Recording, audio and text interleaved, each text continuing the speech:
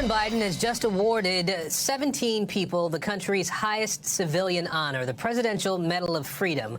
Among the recipients, Olympic medalist gymnast Simone Biles, former Congresswoman Gabby Giffords, actor Denzel Washington, who wasn't able to attend but will get the award later, and U.S. soccer star Megan Rapinoe. NBC News White House correspondent Carol Lee is joining me now. She's been watching the ceremony today. Carol, talk to us about some of today's recipients and why they were selected for this honor.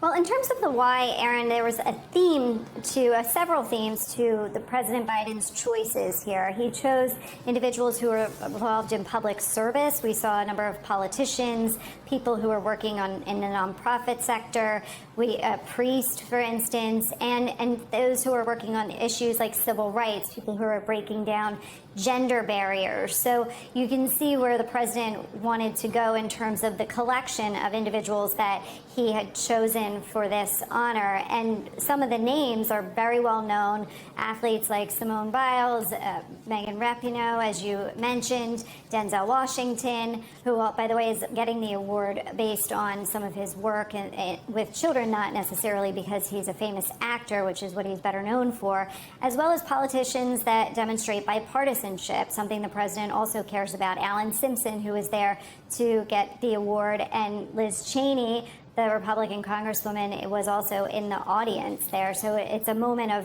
bipartisanship for the president. There were some posthumous recipients of this: Steve Jobs, Richard Trumka, the longtime union leader, and of course the late Senator John McCain of Arizona, whose wife Cindy McCain accepted the award in his place.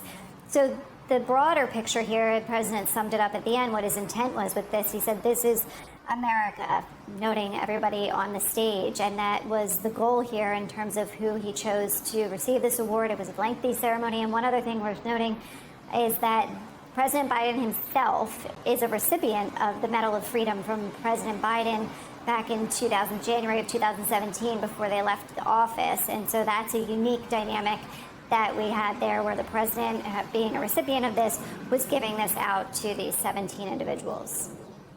You know, we know the president gave out the Medal of Honor to military members earlier in the week, and there are some trappings that come along with that. Can you talk a little bit about what it means to receive the Medal of Freedom and what these recipients sort of take away with them beyond the medal? Sure. Well, it's the highest civilian honor that anyone can receive. And so it's really a moment. This is not, some Oprah event where everybody gets a free car or something like that. They get this medal. They have this moment with the President of the United States. It's a very select group of individuals. It's a tradition that was started by former President John F. Kennedy, and it has held on. And it's really a time for the president to take stock and look at who he might consider giving this to, and show what he values and who he thinks has really contributed to the country in a very meaningful way. Different presidents make different choices. Former President Donald Trump, for instance, gave it to Rush Limbaugh, the radio host, before he died.